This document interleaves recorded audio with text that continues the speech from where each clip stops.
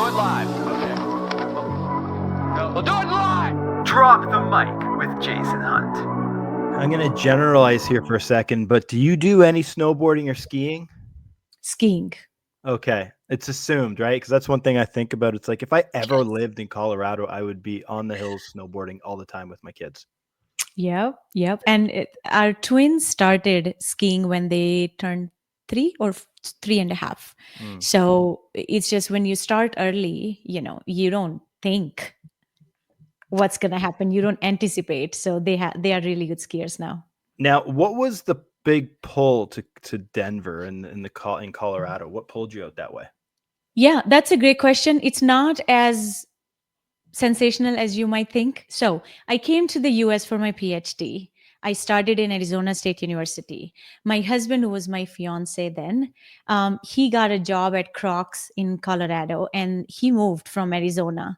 So I go see my professor. He's about to hire me as a research assistant. And then he happened to ask me, do you have a family here? And I said, yeah, I have my fiance, but he's moving to Colorado now.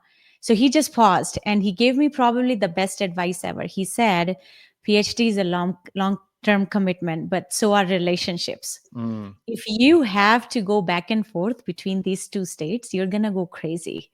And I value family time above anything else. There are great schools in Colorado. I would suggest, because you're only 6 months into your PhD, maybe you should look into transferring. And at that point, I didn't even know the concept of taking a transfer from one school to another. So I came here for Thanksgiving break. I wanted to spend that with my fiance then. And I came here and it was Boulder, it was snowing, and I didn't want to leave. So I came here, I called a professor at School of Mines and I said, hey, this is my situation. Is there any chance you could help me take a transfer? And she called me in for a presentation. I just basically went in cold next morning. And then they saw my presentation. They took me on the spot and they funded my whole PhD. I never had to pay a dime for 4.5 years. And I finished and I graduated and I traveled so much during that time. It was best. It's pretty wild to think those little decisions. I mean, at the time, it wasn't a little decision. It was a big decision that kind of created this snowball effect of all the things that transpired to lead you to where you are today. I 100% agree with that. And I could not have said that better than you did. That's why it's important not to plan your whole life. Just don't plan it. You do not know that God may have better dreams planned for you than you ever thought you could accomplish. Right? So it's so important to have an open mind. And I love how you said it. When you wake up every day and you're doing the best you can, and you went to bed just happy, I have spent the best day I could possibly have. That's when you grow as a human. And you're basically open-minded and you welcome all the abundance that could come your way. You hit the nail on the head, I think, with the word open-minded, because, you have to be open-minded, especially doing the work that, a lot of small business owners and entrepreneurs and consultants do. You have to be open-minded and go with the flow and not worry about the things you can't control, which is easier said than done at times. Absolutely. And I am a living example of someone who's gotten so much out of life just because when things seemed like they were going in the completely opposite and wrong direction, I decided to have that faith and just ask, well, what's the worst that could happen? And it actually proved to be some of the best decisions I've ever taken. Speaking of decisions you've taken, maybe talk a bit about your business past, because you've had some experience working with some iconic brands. Yeah. Share with us some of those experiences. What kind of drew you into that world of brand strategy? Yeah. So all of this comes from mindset first, and I know I go deep down on mindset on almost every podcast I'm on, because I truly believe that people who are unhappy with where they are in their life, it's because they are truly unhappy with who they are first. And when you make that decision of investing in yourself, that's when change happens, because you're telling yourself, I'm so worth it. I'm just going to go down that path and just see what happens. So in December 2023, I was still an employee for someone else's business, was working a 9 to 5, was making a bunch of money. On the surface level, anybody who has seen me in my childhood, they would think, oh my gosh, you have achieved so much, like you must be happy. Every day. And then I wished I had more time. I had more control over where I'm spending my time, especially with my kids, with my parents, and with my dogs. And then that December, when I was about to go on a 2 weeks vacation, I took my last phone call for my work, and I took a deep sigh, and I said to myself, I wish I never have to do this again, but I don't know the way out. I didn't have a plan. I did not know what truly I wanted. I just knew this is not what I wanted, what I was doing. So January 1st, 2024, I sit down and I write on my notebook, in my vision board. I am running a successful, profitable, high six figures business. That's all I wrote. No plan, nothing. And then, believe it or not, January 18th, I had my LLC registered. Now, when I tell this story to people, they're like, oh my gosh, you're such a powerful manifester. Well, it's because it came from a place of pain, that I was willing to recognize that this is painful. I don't know what I want to do, but this is definitely not what I want to do. Right. And that happens because deep down, you're meant to do more. You're meant for something else, but you're just not in the place where you would accept what's going on. So, and LLC registered, and it took me a little bit to figure out what I actually wanted to sell. But once I did, it wasn't, again, an easy path. But one thing I was very clear, that people buy from people. It's always H to H. It's never B2B, B2C, human to human. If people like you, they'll trust you and they would want to spend time with you. They would want to do business with you. And that's why I got into this journey of building my brand. We're still building it, by the way, brick by brick. There are platforms where I have two grand followers. There are platforms like YouTube where we only have 60 subscribers, but I'm not stopping down. And if I have seen that kind of growth in few months, I'm committing to 600 days now. So 2 years, and our brand will be unrecognizable in 2 years from now. So anybody who has that kind of belief in themselves, that they are willing to invest in who they become so they can attract that kind of wealth, abundance that they want, it always starts from within you. If you're not enough without it, you will never be enough with it. It's interesting. I love everything you're saying, Aarti. And I think something that people are more or less fixated on in 2025 are those vanity metrics. It doesn't matter if you have 60 subs on YouTube. What does matter, though, is those 60 subs. Are they engaged?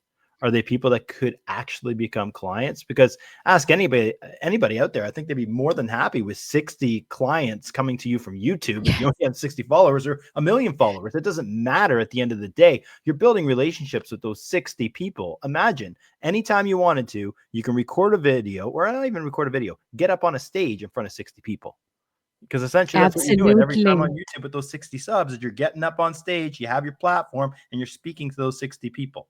Right. And I think I don't think that's important as it once was. Yes. And in this age of technology, in this age of attention economy, When I, again, taking that example of my small YouTube channel, when I post something and it has a good hook, which is meaningful, and by the end of that short form, which is what, 60 seconds, if I've delivered on my promise, within 24 hours, when that short form video got 1,800 views, I tell myself, these are 1,800 people who sat down and they thought I listening to me was worth 60 seconds of their time. We can do it once, we can do it 1,000 times more. It's funny. I mean, even just going down this rabbit hole for a second, I know we're not, this isn't a podcast to talk about influencer marketing per se, but to be honest, like there's a lot more power to getting an audience of 20 people with 500 followers each than that one with say 10,000. You know what I mean? That one account with 10,000, because there's a deeper relationship with those creators, with those smaller audiences than there are with those big influencers with the big following now, right? So I think Right. that's very important for a lot of people out there to know, even if they are discouraged because their last post only got 100 views on it. Well, post every day, you got 700 views, right? Absolutely. As I love how you said it. And it's, again, at the end of the day, um, I just want to remind everybody who's listening to this. December 2023, I was making a lot of money, but I was not happy, right? Today, I wake up every day and I don't dread Mondays. And this is probably, you're going to get a kick out of it. My 11-year-old who just graduated from 5th grade, he's going to be our first intern. He's also going to be learning all about AI. This is going to be his summer project. I love my life. Like, what's not there to do, right? You have the autonomy to do as you wish. I today I was track day at my kid's school on a Wednesday. Track and field day. I was working from my car, taking a call from my car while I could watch my kids, and then obviously ending that call so I can go watch the race. Right, but it's having that ability to do that and not have to worry about some sort of a check-in or have some sort of a Clockify or Hub staff checking my every click movement on my keyboard. It's nice to have that autonomy, but it's a big leap to make for a lot of people in the corporate world, right? You have the security of the big income, and I did the same path you did, where I passed up the 6-figure annual income to eat crap for a couple of years, making pretty much nothing to make something of it. But it's a nice feeling to look back and be like, oh, that hard work paid off. But it's important to look back, because I think a lot of entrepreneurs forget to look back at where they were at the beginning to where they are now, because they always want more. Exactly. And I think one of the things I would like to add to this, you said it very rightly, though. In those moments when you feel like that belief is shaking, you have to remember your why. Why did you choose this path? And your why has to be so freaking strong that as soon as you remind yourself of it, you can't go back. How do you consistently remind yourself of your why? Is there a process that you have? Is there some sort of a routine or ritual that you do? Um, so, your goals, that's a tangible thing, though, right? Your goals, you have to have them written somewhere. You have to remind themselves, you have to look at them multiple times a day. I think I am the level above it. My why is my parents, and this is not a complaint. They are still in India, but they don't want to leave India. Hmm. But I don't like being away from them. Hmm. As my kids are getting older, but my parents are also getting older, right? And my kids have long life ahead of them. My parents don't. I want to spend every second with them. So they're not ready to leave India yet. My why is I want to spend any time I can with them. And if they don't want to uproot themselves right now, I want to go visit them wherever Hmm. I want, whenever I want. I don't have that today, but in a year from now, I know the way I'm carrying my business forward. I know I'll have all of that. Plus also, Um, my my goal and my positive thing that I look at is how cool would it be whenever I'm traveling, I could just call my mom and say, "Hey, I'm traveling to this location. Would you want to come with me?" And I Mm, just take her with me wherever I go. So that mm. when I think about that, it's stronger than any monetary goal that I have, any financial goal that I have. It's above anything. This is the only thing that I want, and I know if I build the business and build the culture in my business that I want, I'll be there in 2 years from now. Love it. So that's the light at the end of the tunnel for you. Exactly. Exactly. That's important to have. It's important for everybody to have that, not just, oh, I want to make money and retire by the age of 50. It's a nice goal, but it's actually a tangible goal that's attainable. It's a smart goal, what you're talking about here, right? And I think that's important for a lot of people to note. And you're always every single day making one more step towards the light at the end of that tunnel, at the top of that staircase. And I think that's very important. But let's break into, Artie, let's talk about the business that you alluded to there that you're into now that's helping you get to that light at the end of the tunnel. So right now, you really leaned into the AI. Why don't you tell us about that journey from starting that business and going all in on AI? Right. So the reason why I got into AI and automations is because no matter what stage you are in, if you're working for someone else or you have your own business, the thing that I want you to understand is we all have a social clock that we have been conditioned to follow. We are born and then we go to school, we get a degree, we get a job, and then we retire. And at the age of 60 or 70, we want to go live on the beach. Well, at that time, you don't have the body and the energy levels to go do the things that you want to. Thankfully, and thanks to humankind and the type of brains that we have, human beings do not want to slow down. They want to innovate. That's why we're living in this age of tech. I want everybody to understand that doesn't matter what you've heard about AI, it's a hype, it's a buzzword.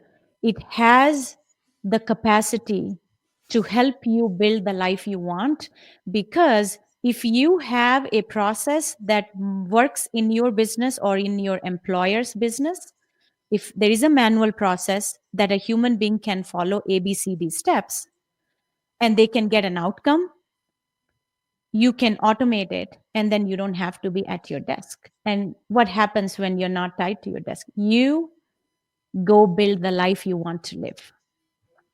You can automate certain workflows. You can automate client onboarding. You can automate lead gen. You can also automate lead nurturing, and maybe go have a mimosa at the beach, Mm. and your business won't fall apart. And I want you to take the same attitude in your 9 to 5 as well.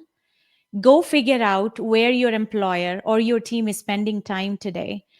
The repetitive work that nobody wants to do, it doesn't light them up, but they have to sit down to do it because they have a knowledge gap today.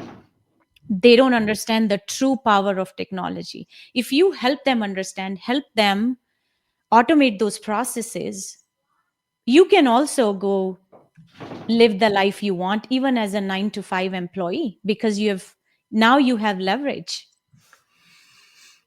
I love the elevator pitch and how you present that. It's like, if I'm just a business owner, you're telling me I could spend more time drinking mimosas on a beach and less time at the office by simply automating everything, right? You're not talking about the features. I'm going to automate this, this, and this. You're selling it as the end result, which I think is brilliant, and probably very effective.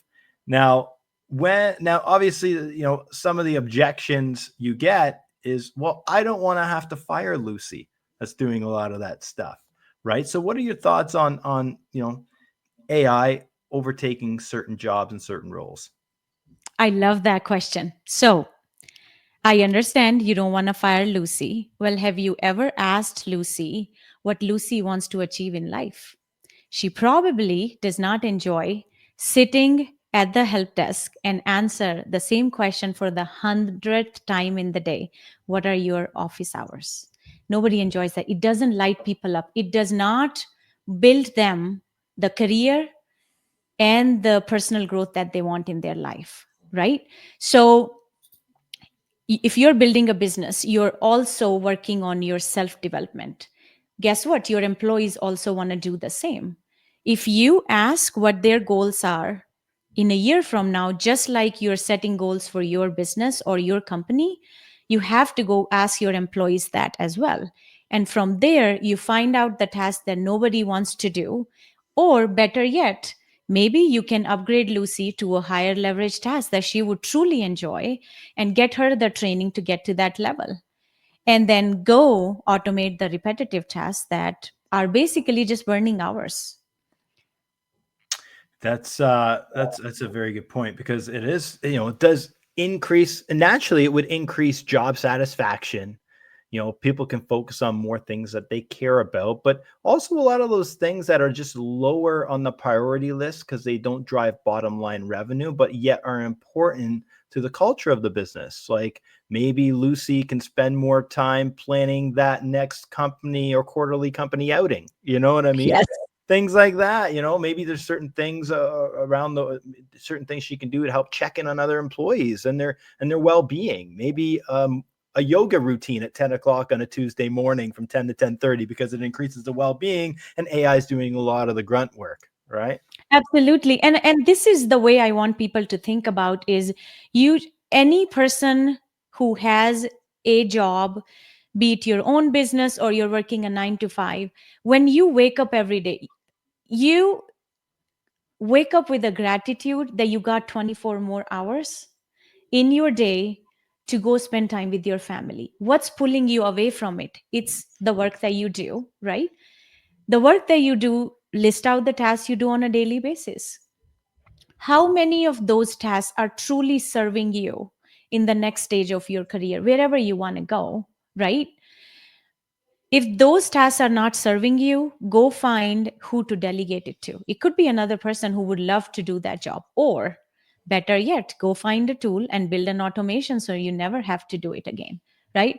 And that minutes or hours now you have saved yourself on a daily or a weekly basis.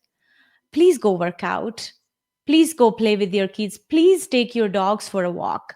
That's what will truly elevate you with the human experience that you're here for. Nobody who was on their deathbed wished they had more money or they had wished they had worked harder. Like, seriously, no. People who didn't have more time to live, the only wish they would have is they had more time to live, but not to work, to do the things that they wanted to, but they couldn't. Nobody cares to be the richest person in the graveyard. Nobody should Yeah. care to be the richest person in the graveyard, right? It's interesting. I think it's going to be a race for a lot of companies out there. The ones that can adopt what we're talking about today in terms of AI building, increasing efficiencies, allowing people to focus more on the H to H interactions. The companies that can lead the way in that regard are going to be the companies that win in the long run in terms of employee satisfaction. People are going to desire to want to work at those companies that are forward thinking and adopt AI and allow and put a priority for on the well-being, right? Is a huge shift that's going to happen here. And those companies that do not adopt the strategies that we're talking about are going to be left behind inevitably. Absolutely. And I think I always say there are two primary reasons why anybody who's not jumping on this train of AI, two reasons. One is they're just so busy in their day to day, they don't have the time to think about AI, which makes them actually a prime case to go automate some of those things so you have time to think about the next vision for your company. Because guess what, as a CEO, as a leader, you should be leading the way. If you're not learning about AI, your team is not either, and so you're basically sabotaging everybody else's career too by thinking that it's just a buzzword. So that's one. Second, you just haven't talked to someone who can change your mind about it. You just have that knowledge gap that hasn't been filled. You need to go find yourself an AI strategist or a consultant. Go talk to one. Go find someone who talks about AI on the internet every day, and then just let them help you. Let's dive in to some of the tactical stuff that you're doing around AI right now, AI and automations. Maybe share with us some specific examples already on how you're helping businesses, really bridge that gap with AI and automation so they can free up a lot of their own time. Absolutely. So, three things I think every business needs. They need to automate their lead generation. Because if you have to wake up every day and think where your next client is coming from, unfortunately, that's a hobby. It's not a business, right? So we provide a solution which completely automates the lead gen for a business. And we guarantee a certain number of qualified booked appointments on your calendar, or you don't pay at all. So that's once we take off of that plate, then they have a lot of time. It frees up almost 10 plus hours on a weekly basis. Then they go look into their workflows and say, now the appointments are coming in automatically, and it's like they're being served on a silver platter. What else can we do with AI? Next thing I encourage them to automate is their client onboarding. Any second your client has a question or they need a piece of information, but you send it to them even before they have to ask, that's a quality and prime level of service that they deserve because they paid you, but it also carries your brand forward. So anything that's customer facing, and if you have automated and the quality is good and the service is good, once you put automation on top of it, then you're basically pleasing them, but at the rate of 100x, right? That's when they start referring you to their customers or to their, you get more referrals and you make more money.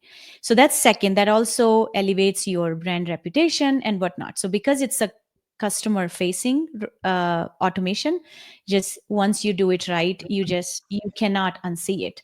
And third would be the nurturing piece.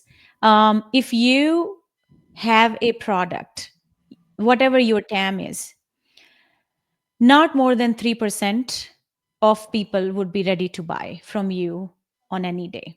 What are you doing with the 97%? You have to have a sequence in place, which is through email or something else, mostly through email, where you're nurturing those 97% on a regular basis. It could be twice a week, it could be 5 times a month, but there has to be a cadence.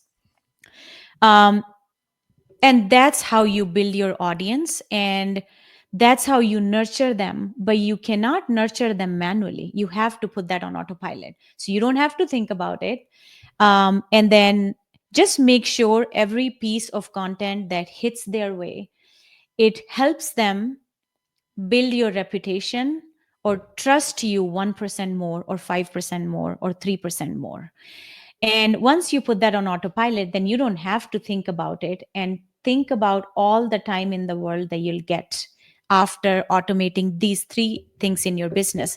Then what you're left with is you're basically protecting your energy and your time to only be on calls where you get up and close that client, and that prints you money, and that's where your time as a business owner is well spent. And that's where I like to start. Now there are many other things we can do, but bare minimum is these three things is what I recommend that my clients have automated, which easily qualifies for more than 20 hours of saving every week. What are your thoughts around the idea of this potentially saturating with the more and more that people are adopting AI processes, nurture sequences, constant email, SMS blasts, all this type of stuff? How, I guess, well, one, are you worried about saturating? And two, how do you combat that saturation, or how do you get through that noise that's out there amongst all of the other businesses out there trying to battle for people's attention. Yeah. So I think if I understood the question right, is it saturation about AI or just in general? I guess saturation in general, in terms of the amount, like my inbox is inundated with AI emails every single day of different businesses trying to get in front of me to sell their services. And Yeah. to me, I just have my blinders on for that stuff now. So to me, because obviously I live in the space, so I'm a little more, I know what's happening. I'm a little more, accustomed to it, so it's a little different, but a lot of people are not there yet. But people will get to that place where I am in terms of the noise that's in my inbox and trying to cut through that noise. Yeah.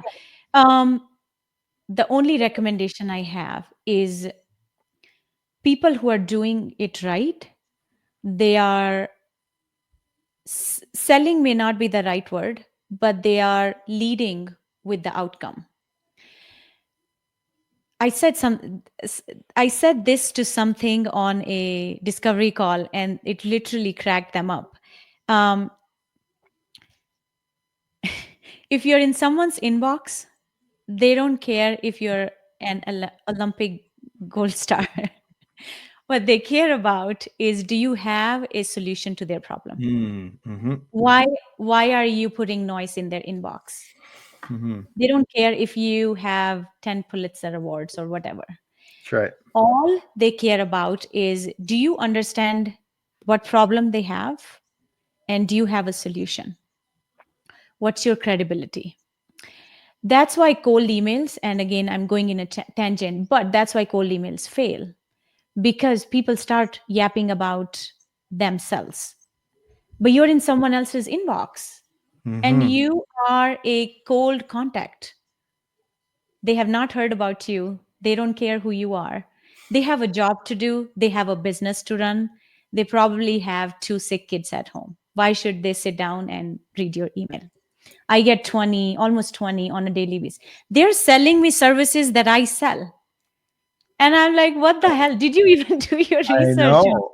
I know. That's the problem that I'm talking about here, right? It's if you don't nail that ICP, ideal customer profile, you get a lot of that. It's a spray and pray, and there's nothing resonates between that message and the person seeing it. Yeah. That example you gave in your inbox is like almost like somebody you having a massive house party. And you invite everybody over, and this one person comes into your house party and says, "Hey, look at me. I do this, this, this, and this." Nobody wants to hang out with that person. Nobody wants to listen to that person. You want to Right. listen to the people you know, like, and trust, and have been invited to your email inbox or invited to your house party, right? Yes. Yes. So it's you, and that's why I say AI and automation can amplify whatever you feed. Are you feeding chaos? It's going to amplify the chaos. Start. You don't need a big 50-page roadmap. You don't need a grand slide. You know how big corporate companies, they go into the board meeting and this is the plan we have. We're going to change the world. You don't start there.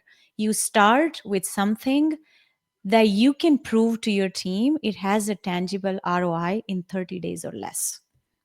If you can prove that, then go automate it, because you have a process that works manually. And if you have done it manually, now let's use AI and do it at scale. Then it would be a no-brainer, and you can already tell the type of results you're going to get. Otherwise, you're just guessing, and we live in 2025. People, if you don't have data to prove what you're talking about, then just don't talk. It's 100% right. And I mean, on top of that, it is important, the nurture aspect, right? Like, think about the amount of people that have that, you have the solution to their problem, right? But that solution might not be needed for 6 months down the road. How many times does a lead come in, it's hot, it's cold, they forget about you. But if you don't have a nurture sequence intact, you're losing that business. You know what I mean? So it's so Absolutely. important to get the people into your ecosystem and ensure that you have that nurture sequence in place. What are some best practices, in your opinion, for nurture sequences? Yeah. So number one, I would start with, do you understand the problems that your ICP has? Do you understand the fears they have before they go buy a solution? And number three, do you understand the positive future or the outcome that they want? Start there. List 3 in each category. Even better, list 5 in each category, right? Then you go create your content or your emails around that. And someone said something a few months ago which was so true and it hit me so hard. They said your target ICP is not talking to people like you on a daily basis. They're probably talking to you, people like you, once a month or once in 2 months. But you're talking to people like them, like 10 of them every day. Mm-hmm. So it's your job to take them on a journey and figure out what that journey is. I took that to heart. And then I came back with my own 5 A's framework, which is how I took them on a journey from AI curious to AI first CEO or operator. And again, it's my business. I want to sell my services. I need to figure out what they are missing, what they need to hear that they haven't heard from anybody else. And above all, my coach says, you're there to serve. When you wake up with that mindset and you're just there to serve, you will become the person that will show up for their target ICP day in and day out, and you won't give up because you know you have a solution that can help with them with their problem. You just become the best version and they want to do business with you. That's great. It's so important to nail that and nail that messaging. It's almost like that missing piece to a puzzle, right? That you need them to understand that you are that missing piece to the puzzle, right? Right. That's Yeah. very good. Okay. So with all the AI chatter and obviously the hot topic now, a lot of people, are myself included, are really, I think about it all the time. Where's this all going? What's the trajectory? Right? Like, and even if we were to say 2 years out, that's too far, right? Like, where do you see things going in 6 months to a year with the adoption of AI for a lot of everywhere from small to large, small business to large corporation? How do you see this all playing out? I don't think it's very far. I also want people to, again, just go fill the knowledge gap. Talk to people like me who are doing it for other businesses. And where I would start is start asking questions. It's never the person who has all the answers, but it's always the person who has or knows the right questions to ask. If you're curious, you're gonna come from a place of curiosity because you have a business to run. You want to make sure you don't fall apart, your business doesn't fall apart, you don't fall behind your competitors. If you come from that place of curiosity, you're going to ask million questions. You just need to find the person who has answers to those questions. If you start there, I can tell you in 6 months from now your business is going to look completely different. So, where I like to take people is go audit your business or hire someone to do that audit. How is my business running today? What could this look like in the age of AI? And can you help me fill that gap? That's it. And you don't have to hire them to build 10 automations for you. Pick the low hanging fruit with the highest ROI, start there. Because let's be honest, most of the concerns I see is not from the business owner, but their team is hesitant to jump on it. And you may come from an elite level, but they may not be at the elite level that you are. How do you bring them up where you want to go? You show them, you prove it to them. You hire someone, build one automation, automate one workflow, which frees up 2 Lucy's times for you. And then it also, you have collected the data. You show it in the next executive meeting and you tell them, and now you've gotten them all jazzed up and they want to see, well, what's the next level? And then you drop the bomb and you say, well, we're automating this whole workflow for the nurture sequence. And that's how you give them something tangible to bite on, before you bring the big news. 100%. I mean, it can be overwhelming to go to some business that's been operating for 40 years and never had to deal with these, AI improvements. And suddenly it's like, oh, wow, you can do that. Oh, I wonder what Yes. else they can do. And it does take that baby step to just get in there, get your foot in the foyer, and then Right. to get access to the whole house. Right. So, Yeah. The way I do it is let's say I promise to build an automation for you.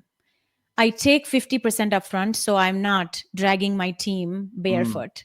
mhm. But my promise is you'll see the ROI in 60 days or less, and I'll prove it to you.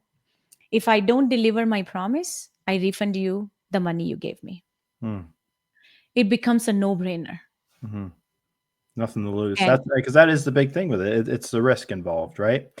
And if you almost have to have a guarantee for a lot of these business owners that are like, okay, well, I don't really care for it. I've been operating for so long successfully, so I'm okay. Okay, you're a dinosaur, Jim.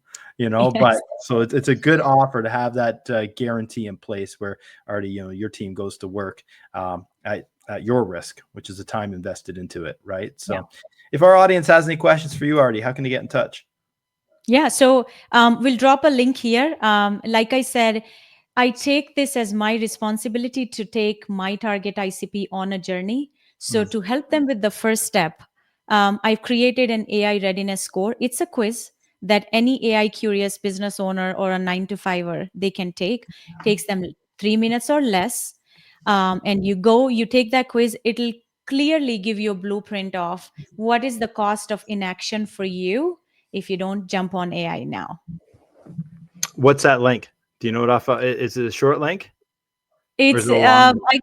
it's a little bit of a long link. I Send can it afterwards, and we'll include it in the notes for sure yes. for anybody Okay. listening or watching. Awesome. Aarti, thank you so much for your time. Appreciate you. Yes, thank you, Jason. It was a great chat. Hey, thank you, podcast listener, for checking out that episode of Drop the Mic. If you like that episode, I would love it if you went on over to your podcast platform and left us a 5-star review. And if you don't want to miss an upcoming episode of Drop the Mic, make sure you hit that subscribe button as well. Thanks again. We'll see you soon.